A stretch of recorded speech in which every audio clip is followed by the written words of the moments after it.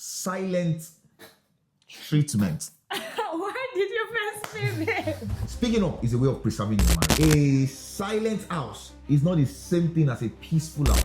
The absence of fighting, not blow down. The absence of having this agreement is revealing a deeper problem where it feels easier to be invisible rather than honest. And you see, breaking the cycle of silence is one of the bravest things you can ever do for your relationship.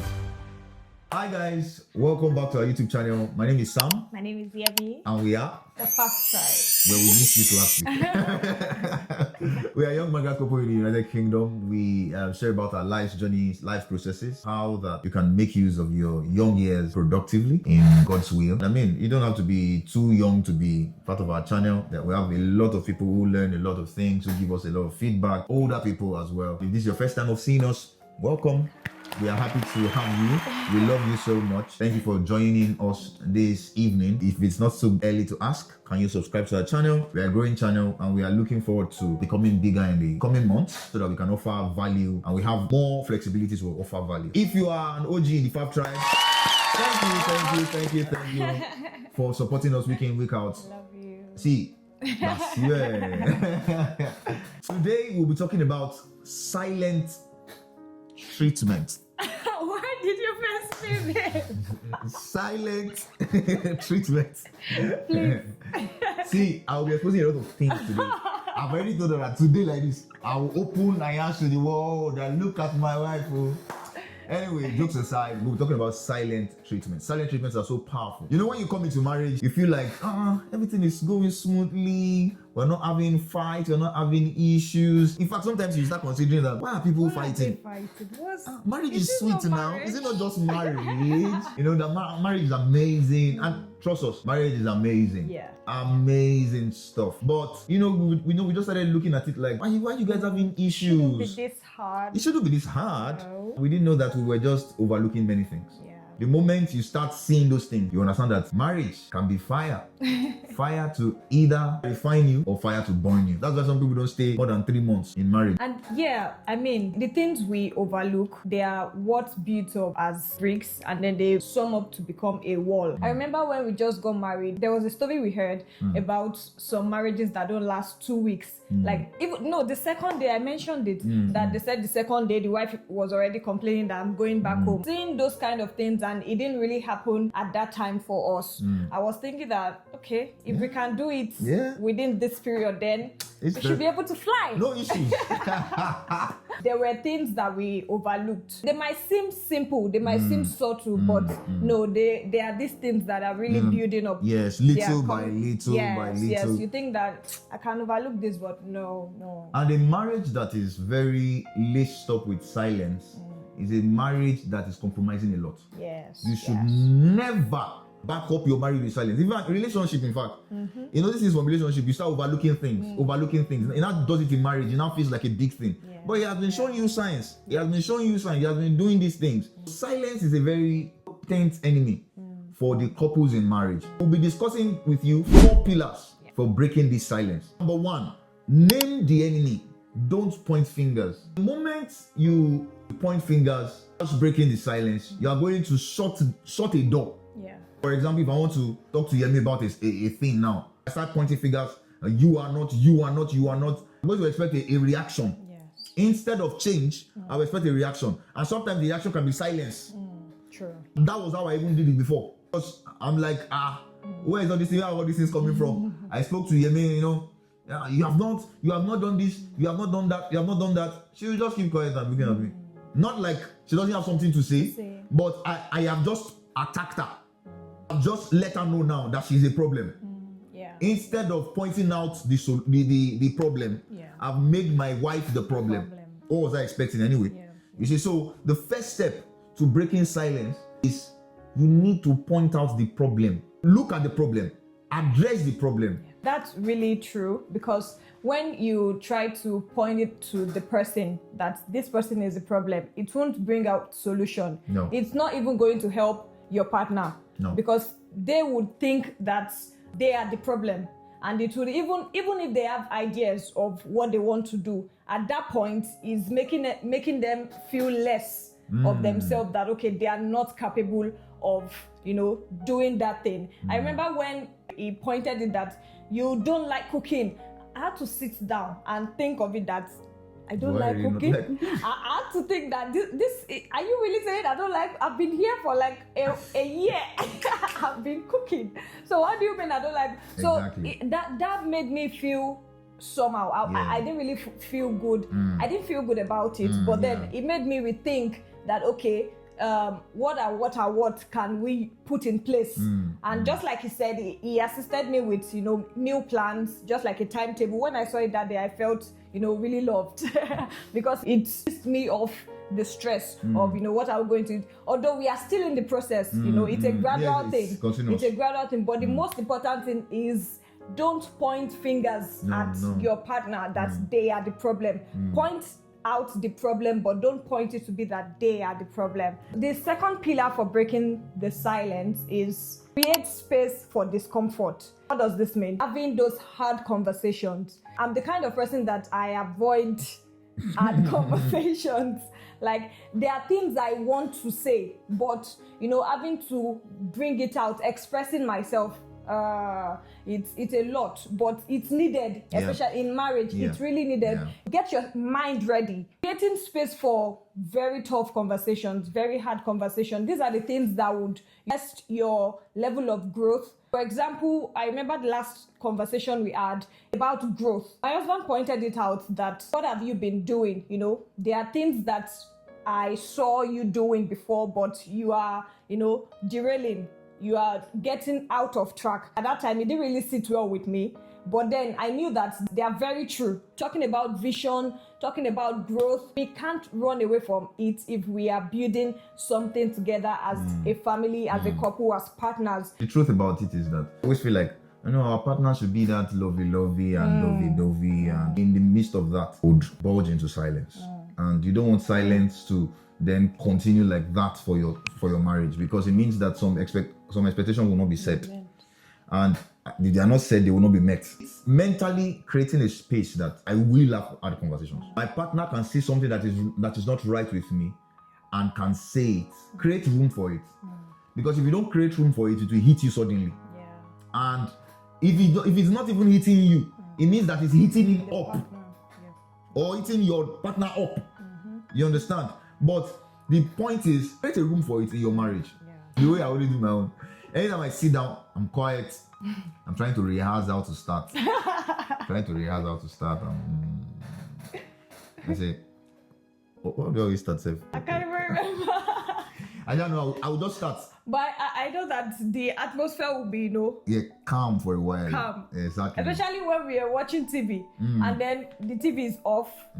It will actually be obvious, like it will feel obvious that okay, something is about to happen. Something is about to happen. Yes, so create space for it. And it's not, the person is not the fact that it's called hard conversation is because it must make you feel uncomfortable. The fact that the person is saying it is just proof that they even love you. Someone is looking out for you.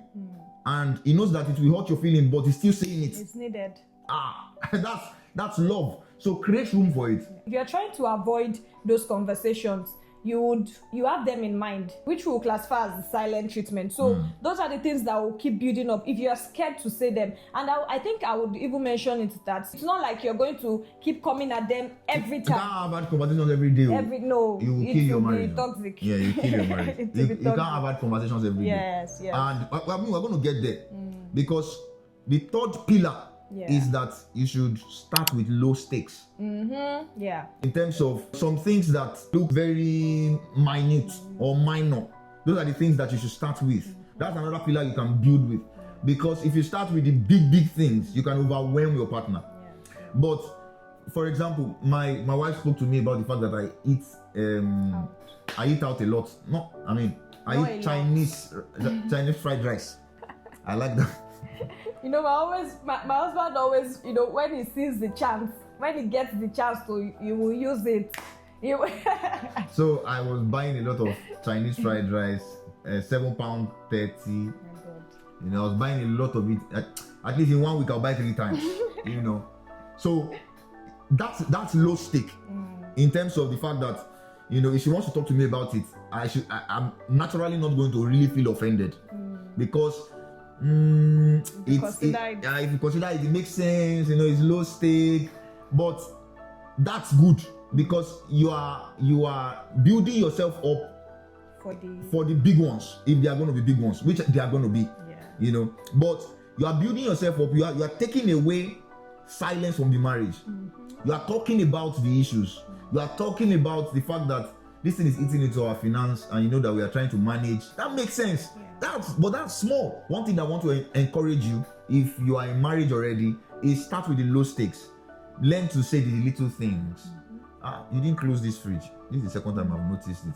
Instead of just closing it for the person, close it. If you close it for the person first time, second time, talk about it. It's low stake, but as it will ease your mind from keeping something that she doesn't know how to do things well. No, it's not about she doesn't know how to do things well. It's about the fact that she didn't close that thing. But don't let that thing then rub off on every other thing. How will you not let that happen? Is by talking. What I would just point out is, the recent experience, what happened of recent. My husband pointed it out that I needed to manage time. I always want to point it all out that I'm busy. And when we point it out, that day, when I say we had a hard conversation, that was one of it. I wanted to find a way to, just cover myself up that no, I'm not playing, I'm not joking in this marriage, I'm doing this, and I said, okay, what are the things you are pointing out that I'm not doing well? And okay, he now said, okay, what are you doing? I said, I'm working, I'm doing this. And when we think of it, there are people who work, they manage children, they cook, they do everything. So it's not like I really had the point that day, but then I just had to, and I know I'm trying my best. We've been able to manage the little things, and these are the things that have helped us so far to be able to talk about the hard ones. These hard ones, they are really important that we talk about them. So starting small will help us. It makes it much easier, kind of, to manage. It's not always easy, but kind of to talk about the big ones. So this helps a lot. So the last pillar for breaking the silence is embracing the repair. After all of the hard talks, the conversations, we have to find a way to embrace this change. We will not but experience changes in marriage, in relationships, any kind of relationships. When these things are pointed out, we have to find a way to sit and think about them. Okay, what are the things I've taken some steps, even from the recent hard conversation we had. I've taken some steps.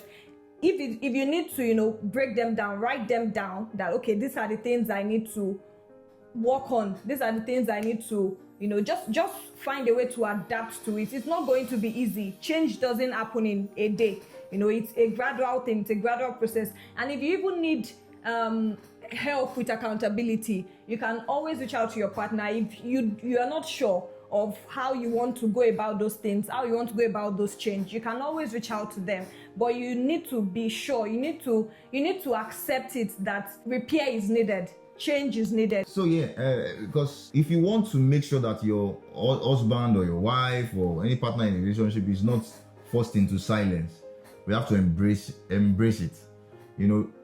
Like my wife said, change is not easy, but change is necessary. The pain of changing is lesser than the pain of remaining in silence.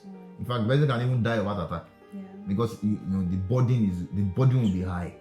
All right, but if you are giving yourself to change, embracing the repair gradually, you find yourself at the other end and you're like, oh, wow, all of these have worked together for good. You will only know that there's a need for change by actually speaking up in the first place. Embracing the change is a way of breaking that chain of silence. Embrace it. Because when you embrace it, you create an avenue for your partner to be able to, talk more, to be able to relate more. One thing I found out is that the more we had these hard conversations, the aftermath of it is always very nice. It's like a relationship getting deeper, not just flowery. It's deeper, because if you are not having conversations like that, your relationship will just look flowery outside, but the the root is very shallow, you know, but you will know that this thing is shallow. You will know, you know, but every time we have hard conversations, you will see that something has gone deeper. It's not the perfect marriage. It's not all glitz and glamour. We still have arguments. We still disagree on certain things. But we are not afraid to disagree now. We are not afraid to, you know, talk about things that are painful. We are not afraid to talk about things that we are not clear about. And that's where you want to be. That's what it means. That's what it means to be healthy, to be in a healthy, you know, relationship. Not when nobody's talking, everything is, and meanwhile something is decaying inside. I mean, we've started giving respect to the people that are now many years in marriage. Like, you guys have tried. That's the truth. You guys have tried. This is to our veterans in marriage. We give it to you. You people know something that we don't know. You know, and that's the truth. That's the truth. So we are learning. Speaking up is a way of preserving your marriage. If this story resonates with you, just know that a silent house is not the same thing as a peaceful house. The absence of fighting, not blow down. The absence of having this disagreement is revealing a deeper problem where it feels easier to be invisible rather than honest. And you see, breaking the cycle of silence is one of the bravest things you can ever do for your relationship. If this was helpful, please consider subscribing for more conversations like this about building stronger relationships. Thank you for watching. See you next week.